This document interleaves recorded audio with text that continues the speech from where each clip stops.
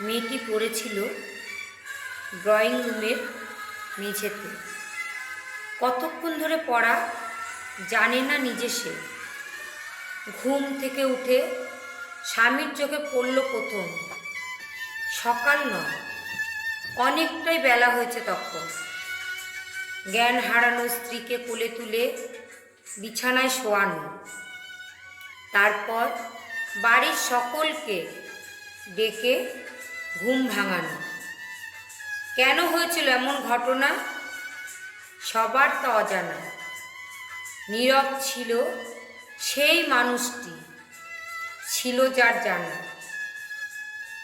মেয়েটির অসুস্থতা মনে করে ডাক্তার দেখানো, না হলে সত্যিটা রবে না যে লুকানো। মেয়েটি মানসিক রোগে আক্রান্ত, দিনে দিনে চেহারাটা কঙ্কালে পরিণত। সুখ ছিল না তার মনে। যে সুস্থ করতে পারত মুখ রাখল ঘুরিয়ে। মৃত্যুর দিকে ঠেলে দিতে ব্যথা পায়নি একটুও হৃদয়ে। মেয়েটি এবার নিজেই চিকিৎসক হলো আপনার। সুস্থ হতেই হবে, দরকার তাই চিকিৎসার। বুদ্ধিমত্তার পরিচয় দিয়েছিল অবশেষে। গভীর অতল থেকে উঠল আবার নিজেই ভেসে। সহজ ছিল না এই লড়াইয়ে জেতাটা। মুখোশ খুলে দেখেছিল শত্রুর মুখটা।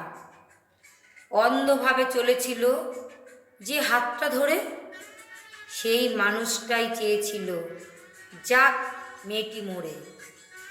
বিশ্বাস ভাঙলে বিশ্বাসঘাতক নয় সে কখনোই আপন। অন্যায়ের ক্ষমা যেন না পায় সেই জন। ভালোবাসা মুখে বলা অতি সহজ কাজ। সত্যিকারের ভালোবাসতে কজন জানে আজ? ভালোবাসায় নিজের সুখ খুঁজতে নেই কখনো। যে উজাড় করে দেয় সেই তো হয় প্রিয়।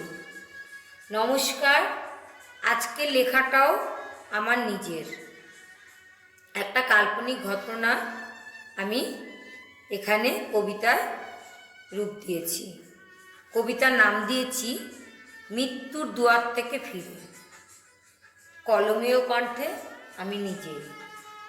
আর যদি আমার চ্যানেলটি ভালো লাগে তাহলে অবশ্যই সাবস্ক্রাইব করবেন এবং একটা লাইক আর কমেন্ট করলে আমার ভালো লাগবে। সবার সুস্থতা কামনা করি। ভালো থাকুন, সুস্থ থাকুন। নমস্কার।